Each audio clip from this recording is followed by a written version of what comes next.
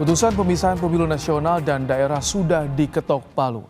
Mahkamah Konstitusi mengatur pelaksanaan pemilu daerah harus diberi jeda 2 sampai 2,5 tahun setelah tahapan pemilu nasional rampung. DPR dan pemerintah pun didesak untuk segera mendesain perbaikan undang-undang pemilu untuk mengakomodir putusan MK yang bersifat final dan mengikat ini.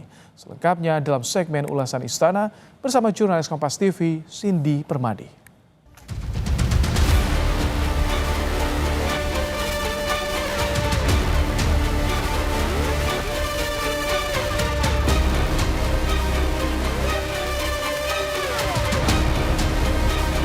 Pemilihan dilaksanakan secara serentak di seluruh wilayah Negara Kesatuan Republik Indonesia untuk memilih anggota Dewan Perwakilan Rakyat Daerah Provinsi, anggota Dewan Perwakilan Rakyat Daerah Kabupaten Kota, dan Gubernur atau Wakil Gubernur, Bupati atau Wakil Bupati, dan Wali Kota atau Wakil Wali Kota yang dilaksanakan dalam waktu paling singkat 2 tahun atau paling lama 2 tahun 6 bulan sejak pelantikan anggota Dewan Perwakilan Rakyat dan anggota Dewan Perwakilan Daerah atau sejak pelantikan Presiden atau Wakil Presiden. Menolak permohonan pemohon untuk selain dan selebihnya.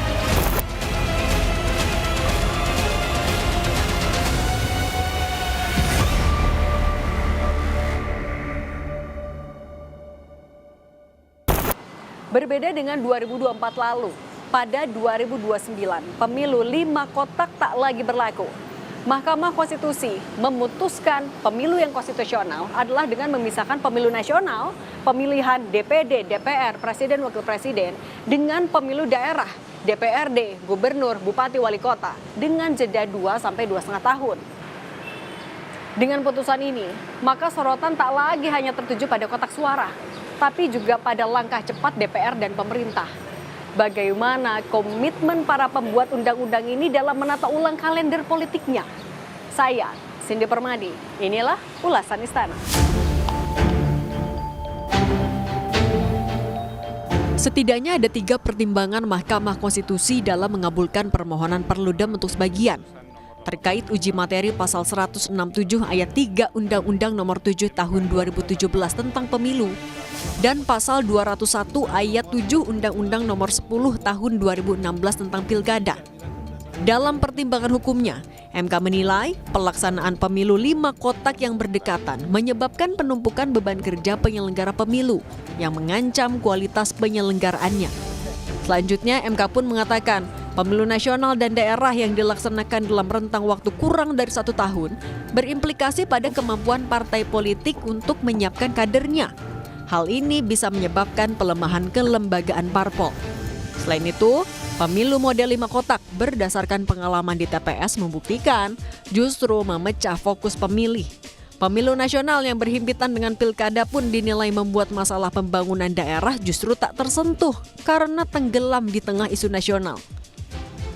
Pemilihan dilaksanakan secara serentak di seluruh wilayah Negara Kesatuan Republik Indonesia untuk memilih anggota Dewan Perwakilan Rakyat Daerah Provinsi, anggota Dewan Perwakilan Rakyat Daerah Kabupaten Kota, dan Gubernur atau Wakil Gubernur, Bupati atau Wakil Bupati, dan Wali Kota atau Wakil Wali Kota yang dilaksanakan dalam waktu paling singkat 2 tahun atau paling lama 2 tahun 6 bulan sejak pelantikan anggota Dewan Perwakilan Rakyat dan anggota Dewan Perwakilan Daerah atau sejak pelantikan Presiden atau Wakil Presiden. Menolak permohonan pemohon untuk selain dan selebihnya. Demikian diputus dalam rapat perusutan hakim oleh 9 hakim konstitusi. Mendengar hasil putusan MK, Ketua KPU RI Muhammad Afifuddin tak menampik jika pemilu yang dilaksanakan secara berdekatan ini berdampak pada beban kerja yang lebih tinggi. Ia mengatakan KPU menghormati putusan MK dan berharap putusan ini bisa segera diterjemahkan dalam bentuk undang-undang yang mengakomodir masukan dari semua elemen. Bagi penyelenggara ketika pelaksanaan tahapannya sangat berhimpitan itu bagaimanapun mau tidak mau berdampak terhadap beban yang bersamaan dalam satu waktu. Tetapi kan kami juga tetap akan melaksanakan itu dan pernah melaksanakan itu.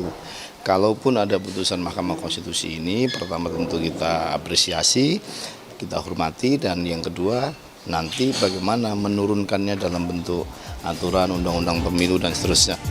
Sebagai tindak lanjut, pemerintah pun bakal mempelajari konsekuensi teknis serta implikasi lainnya.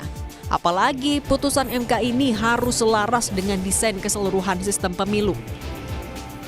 Dan memang pemisahan antara pemilu nasional dan pemilu lokal kami pelajari menjadi salah satu opsi dari masukan-masukan tersebut. Namun tentunya kan harus sinkron dengan desain keseluruhan sistem pemilu. Nah, karena itu kami akan pelajari, kami akan menyusun satu simulasi kira-kira konsekuensi secara teknis apa saja.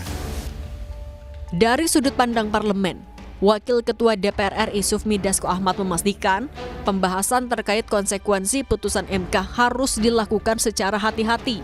Meski belum menargetkan tenggat waktu penggodokan revisi Undang-Undang Pemilu, namun Dasko bilang DPR akan menghitung waktu yang dibutuhkan untuk merampungkan kajian sebelum tahapan pemilu dimulai.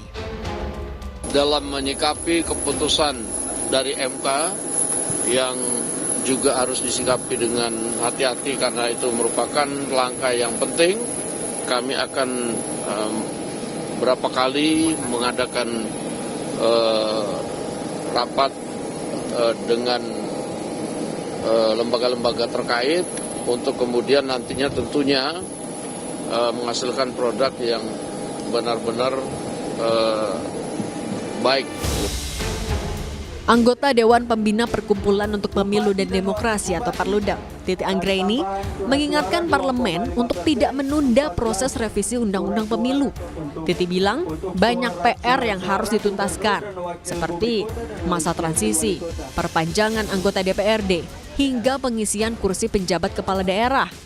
Tugas ini berdasarkan pengalaman tak pernah bisa selesai dalam waktu singkat. Saya kira itu juga jadi evaluasi mengapa revisi Undang-Undang Pemilu itu tidak boleh ditunda. Apalagi kalau misalnya pembahasannya 2026. Saya mengikuti pembahasan RUU Pemilu sejak lama, tidak akan pernah cukup kalau waktunya itu 1 tahun. Apalagi nanti pasca putusan 135 ini yang akan menjadi perdebatan itu pasti soal misalnya mengatur masa transisi, perpanjangan anggota DPRD, lalu pengisian penjabat. Pengisian penjabat itu tidak boleh diberikan cek kosong hanya kepada presiden atau eksekutif. Sambil menunggu perbaikan undang-undang, partai politik kini mengkaji dampak pemisahan pemilu nasional dan daerah. Wakil Ketua Umum Partai Amanat Nasional, Edi Suparno, menyoroti potensi penambahan biaya sebagai salah satu konsekuensi. Kita akan saat ini tengah melakukan kajian, ya. Misalkan salah satu kajiannya adalah jika memang dilaksanakan pilkada bersama-sama dengan pemilu di daerah itu tahun 2031, ya, 2 tahun setelah pemilu legislatif nasional, kira-kira nanti hasil kursi yang nanti dijadikan dasar perhitungan untuk pilkada itu kursi dari hasil pemilu kapan? Ya, daerahnya. Ya, apakah tahun 2031 juga? Artinya harus ada pembedaan lagi.